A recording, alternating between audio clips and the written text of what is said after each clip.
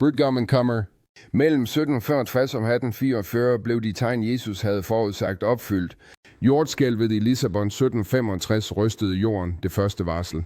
Den mørke dag 19. maj 1780 bragte formørkelse af solen og månen og meteorskuren. 13. november 1833 fik himlen til at lyse som et advarselstegn. Brudgommen kommer. Disse begivenheder genlød som midnatsråbet i lignelsen om de 10 jomfruer.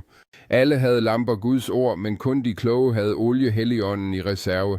I 1844 gik brudgommen Kristus ind i det allerhelligste, begyndelsen på den undersøgende dom, ikke hans bogstavelige genkomst, men en himmelsk forberedelse.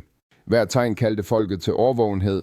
I dag lyder stemmen stadig: hold din lampe tændt, dit hjerte fyldt med nådens olie og dine øjne rettet mod horisonten, for brudgommen kommer. Bøn: Herre Jesus, forny olien fra din ånd i os.